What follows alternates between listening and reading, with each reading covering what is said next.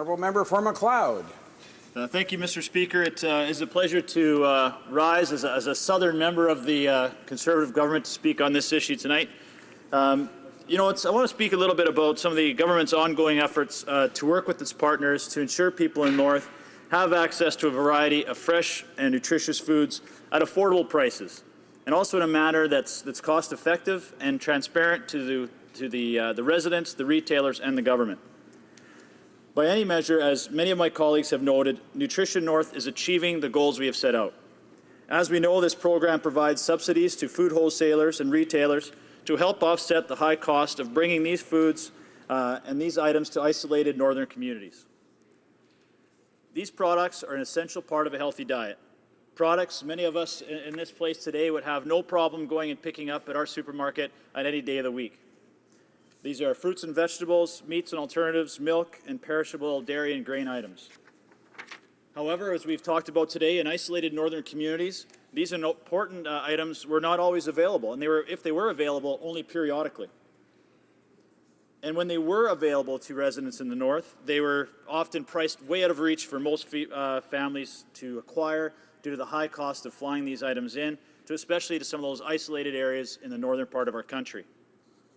However, today, thanks to this program that was initiated by our government as part of our broad northern strategy, Northerners are seeing a greater amount of variety of nutritious, perishable foods in their local markets. Between the program's launch in April 2011 and March of last year, the average annual weight of eligible items shipped to these communities rose by more than 25%. The facts are that in the North, the availability of nutritious and perishable food is up and prices are down. Over the last 3 years of the program, between April 2011 and March 2014, the cost of the revised Northern food basket for a family of 4 fell by an average of 7.2%. That may not seem much, but if you add it up, that translates into a savings of nearly $140 per month per family. That's about $1,600 a year, and that is a substantial amount of money. In fact, the cost of a food basket in Tuktoyaktuk, located in the riding of a member of the Northwest Territories, has decreased by 13.8%. Mr. Speaker, the member who's brought this forward should be supporting Nutrition North and actually doing work to help Northerners receive affordable and nutritious food. According to the most recent data available provided by the Northwest Company, the average price of a 2-liter bag of milk, which we've talked a lot about today, in the Rankin Inlet Nunavut was $4.45. Less than half of what it was costing before this program was available. Let me move on to eggs. The data collected also found that eggs are $2.59 a dozen in Rankin Inlet, down more than 40% from the $4.39 a dozen they cost before this program was instituted. It is the same story in communities across the North. For example, in March this year in Salouet, Quebec, you could buy a bag of apples for $6.19. Without the Nutrition North Canada subsidy, those apples would have cost about $18, almost 3 times as much as they cost with this program. These and the numbers I've cited represent progress, real progress for Northerners, something our opposition is obviously against. Even with all the success from Nutrition North, we continue to seek ways to make Nutrition North Canada even better. For example, and has been stated in this House, all the recommendations offered by the Office of the Auditor General in its review of the program last year have been accepted by this government. In fact, we have identified virtually all of the same issues and have already taken action to enhance the program before the Auditor General's report was even issued.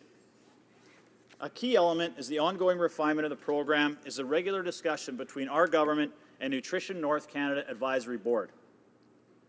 This board represents the perspectives and interests of Northern residents and communities to ensure they receive the full benefits of this program. The Advisory Board has stated its strong belief consumers will be able to clearly see the amount of the subsidy passed on to them.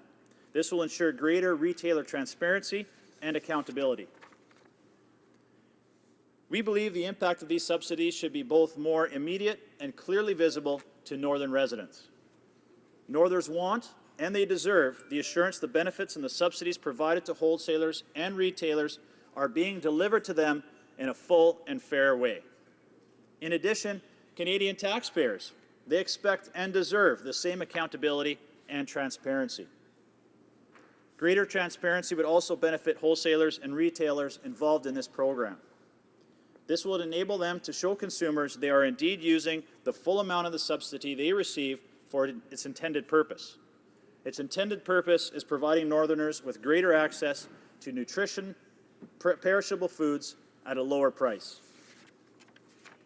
In March of this year, the Honourable Minister of Aboriginal Affairs and Northern Development took note of a new practice implemented by the Fédération de Coopératives de Nouveau-Québec. This practice is putting the amount of the subsidy of each eligible item purchased right there on the cash register receipt. The NDP would be aware of this, and I could show them if they would like, that if they looked on the Nutrition North website, because it is right there, clearly shown, but if they had not, they would realize also that several of the communities that they've put forward on this list are already fully subsidized in the Nutrition North program. For example, let's move on to Nunavik. In each of the 14 stores the Fédération de Coopératives du Nouveau-Québec operates in Nunavik, the receipt shows the amount the Nutrition North Canada subsidy has on each item. In fact, there's a total at the bottom of the receipt where it says, and I quote, "The Nutrition North Canada program saved you this many dollars and cents on your purchase today." It's right on the bottom of the receipt. Now that is true transparency, and it is why, after learning this practice in March, the Minister directed the Nutrition North Canada Advisory Board to examine this approach that was taken by this innovative retailer, and recommend how we can implement a point-of-sale system of this kind on a much wider basis. I would also point out, Mr. Speaker, we wanted to keep in mind any costs related to implementing a point-of-sale system would not impact any of the subsidy dollars. Obviously, these are very important considerations. It is essential that administrative costs for this program are kept to a minimum.